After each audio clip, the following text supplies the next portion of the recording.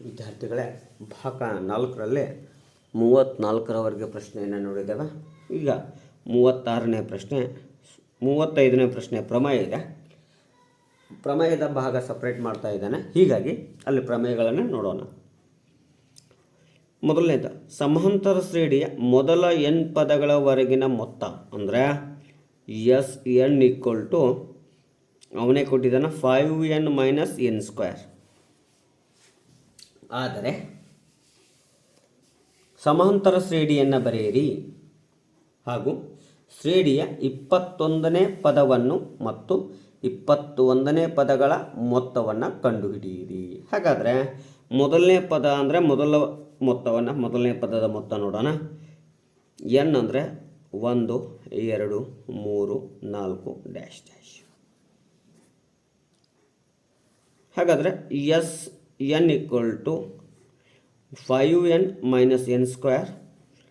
n value 1 ಹಾಕಿನಿ. 5 × 1 -1² ಅಂದರೆ 5 - 1² ಅಂದರೆ 1 ಎಷ್ಟು ಬತ್ತು? 4.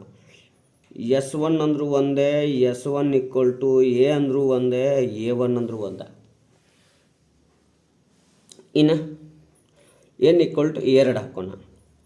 ಹಾಗಾದರೆ Sn = 5n - n² ಅಂದರೆ ಎಷ್ಟು 2 ಪದಗಳ ಮೊತ್ತ 5 × 2 - 2².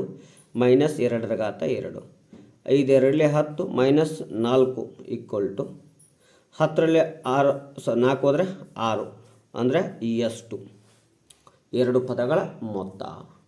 ಹಾಗಾದರೆ ಎರಡನೇ ಪದ ಸಿಗಬೇಕಾಗಿತ್ತು ಅಂದರೆ 2 ಪದಗಳ ಮೊತ್ತದಲ್ಲಿ 1ನೇ ಪದದ ಮೊತ್ತ ಕಳೆಯೋಣ.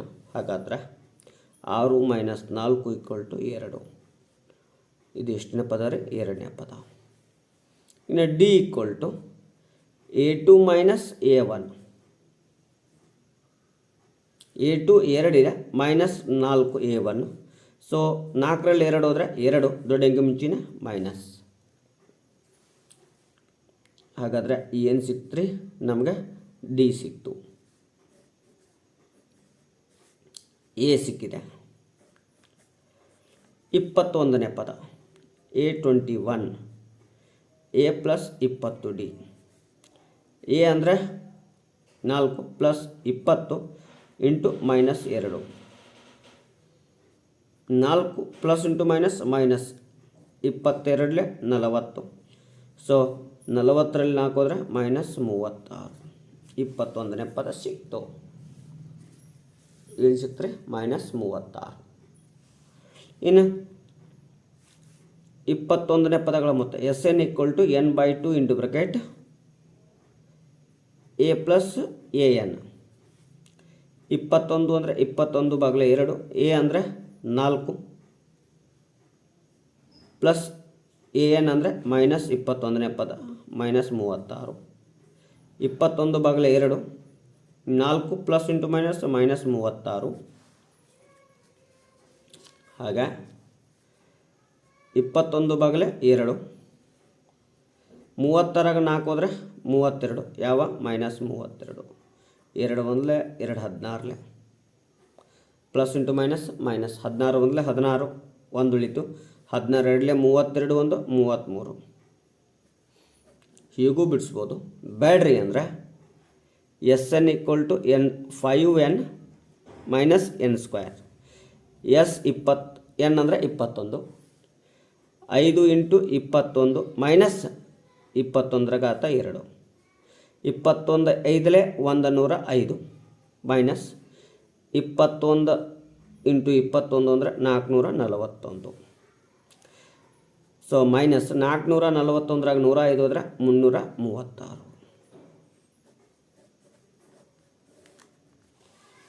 ಈಗೂ ಬಿಡಿಸ್ಬೋದು. ನೆಕ್ಸ್ಟ್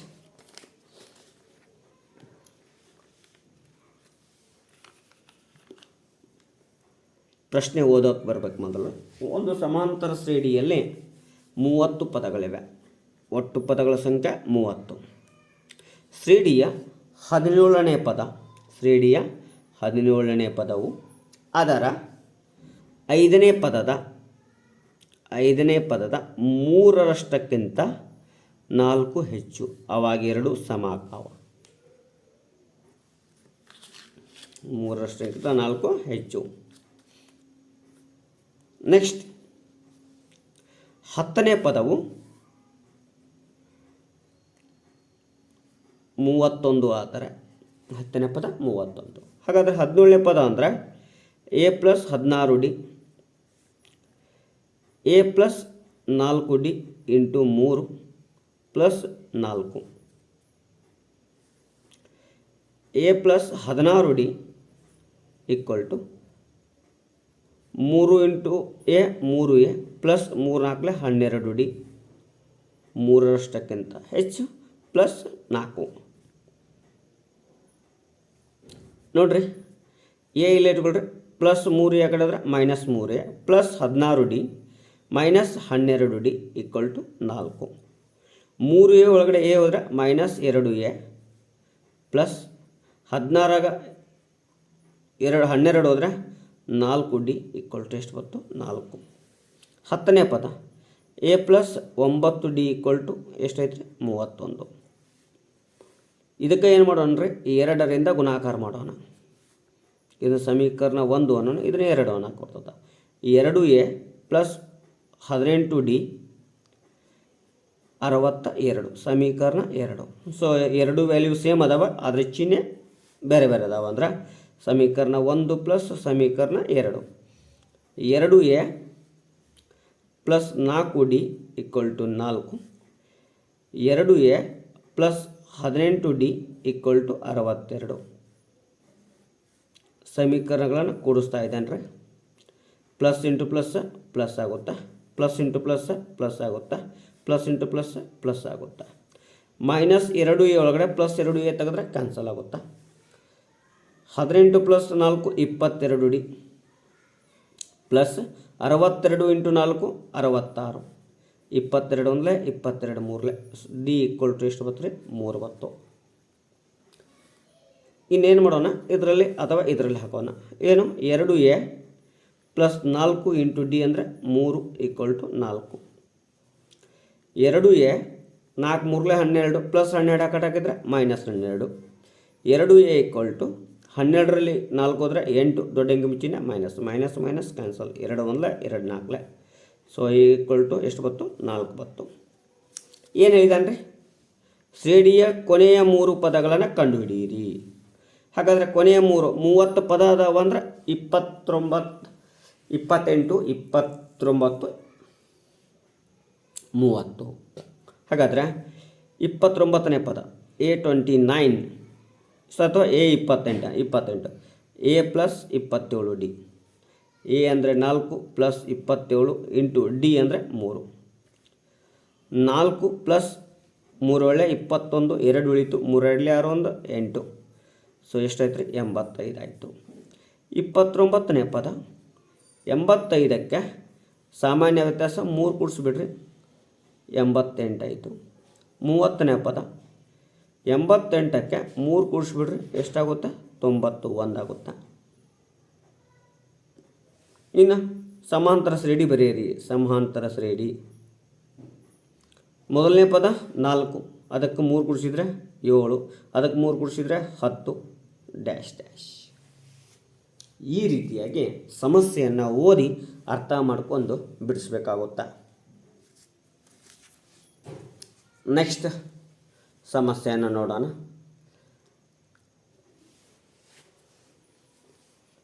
ಒಂದು ಗೋಪುರ ಮತ್ತು ಒಂದು ಕಟ್ಟಡವು ಸಮತಟ್ಟಾದ ನೆಲದ ಮೇಲೆ ನೇರವಾಗಿ ನಿಂತಿವೆ. ಇಲ್ಲಿ ಕಟ್ಟಡ ಐತಿ, ಇಲ್ಲಿ ಗೋಪುರ ಐತಿ, ನೆಲದ ಮೇಲೆ ನಿಂತಿವೆ. ಒಂದು ಬಿಂದುವಿನಿಂದ ಮತ್ತು ಕಟ್ಟಡದ ತುದಿಯಿಂದ ಗೋಪುರದ ತುದಿಗೆ ಉನ್ನತ ಕೋನಗಳು ಚಿತ್ರದಲ್ಲಿ ತೋರಿಸಿರುವಂಥ 30 ಡಿಗ್ರಿ ಮತ್ತು 45 ಡಿಗ್ರಿ. ಇದು 45 ಐತಿ, ಇದು 30 ಡಿಗ್ರಿ ಇದೆ.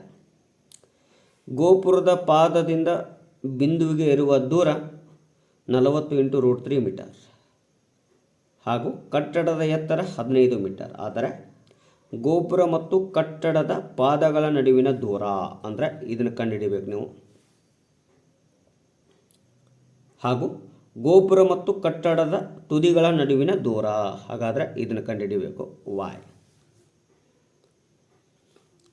ನೋಡ್ರಿ ಇದನ್ನು ಕಂಡುಹಿಡಿಬೇಕು ಅಂದ್ರೆ ಮೊದಲು ಈಗ ನಾವು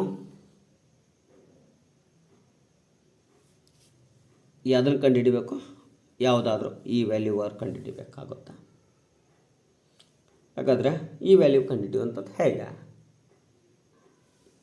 ಒಂದೊಂದಾಗೆ ನೋಡೋಣ. ಏನಪ್ಪ ಅಂದರೆ ಪಿ ಕ್ಯೂ ಟಿ ಎಸ್ ಸಮಾಂತರ ಚತುರ್ಭುಜ. ಹಾಗಾಗಿ ಪಿ ಕ್ಯೂಗೆ ಎಸ್ ಟಿ ಸಮ ಎಷ್ಟಾಯ್ತು ರೀ, 15 ಮೀಟರ್ ಆಯಿತು. ಅದೇ ರೀತಿ ಕ್ಯೂ ಟಿಗೆ ಯಾವುದು ಪಿ ಎಸ್ ಅದು ಎಕ್ಸ್ ಆಗಿರ್ತಾ ಇದೆ. ಇದು ಎಷ್ಟಾಯ್ತು ರೀ, ಇದು ಕೂಡ ಎಕ್ಸ್ ಆಯಿತು. ಇವಾಗ ಒಂದೊಂದು ತ್ರಿಭುಜ ತಗೋತಾ ಇದ್ದಾರೆ. ಯಾವುದು ತಗೋತೀನಿ ರೀ ಅಂದರೆ ಆರ್ ಟಿ ಯು ತ್ರಿಭುಜ. ಹಾಗಾದರೆ ತ್ರಿಭುಜ ಆರ್ ಟಿ ಯುನಲ್ಲಿ ಕೋನ ಯು ಈಕ್ವಲ್ ಟು ಎಷ್ಟು ಡಿಗ್ರಿ ಇದೆ, 30 ಡಿಗ್ರಿ ಇದೆ. ವಿಕರ್ಣ ಅವಶ್ಯಕತೆ ಇಲ್ಲ.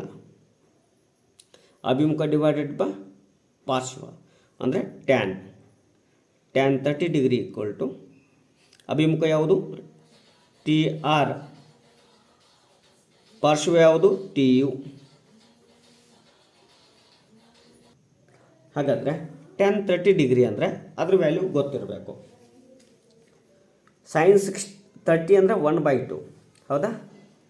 cos 30 ಅಂದರೆ √3/2. ಇದು ಗೊತ್ತಿರಬೇಕು, ಆವಾಗ ಟ್ಯಾನ್ ಸಿಗುತ್ತೆ. ಸೊ ಹೀಗಾಗಿ tan 30 ಅಂದರೆ 1/√3. ಸೊ ಟಿ ಆರ್ ಏನಿದೆ ಹಾಗೆ ಬರ್ಕೊಳ್ಳೋಣ. T R T U 40√3. So ಈ √3 ಈ √3 ಕ್ಯಾನ್ಸಲ್ ಮಾಡಿರಿ. 1 × 40 equal to T R. So T R ಸಿಕ್ತು. ಹಾಗಾದರೆ ಟಿ ಆರ್ ಸಿಕ್ಕೈತಿ ಅಂದ್ರೆ ನಮ್ಗೆ ಏನು ಸಿಗ್ಬೋದು, ಆರ್ ಎಸ್ ಸಿಗ್ತದೆ. ಏನು R S equal to T R minus S T. 40 minus 15 equal to ಎಷ್ಟಾಯಿತು, 25. ಸೊ ಹಾಗಾದರೆ ಇದು ಎಷ್ಟಾಯಿತು, 25 ಮೀಟರ್ ಆಯಿತು.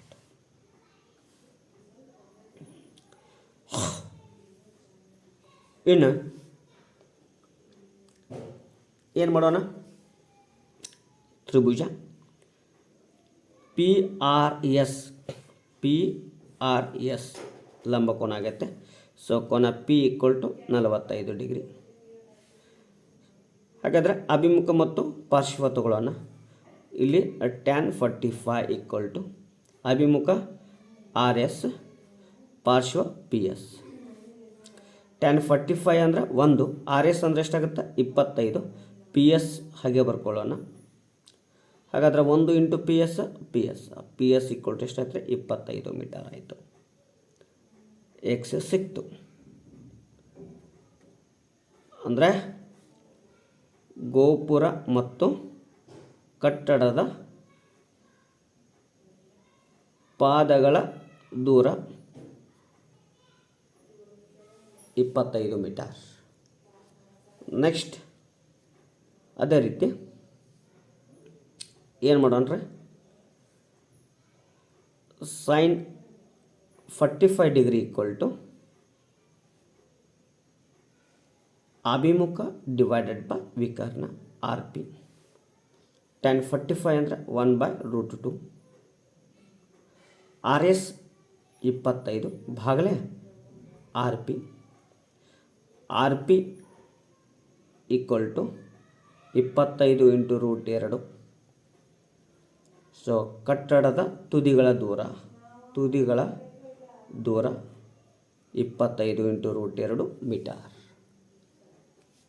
ಈ ರೀತಿಯಾಗಿ ನಾವು ಸಮಸ್ಯೆಯನ್ನು ಬಿಡಿಸಬೇಕಾಗುತ್ತೆ.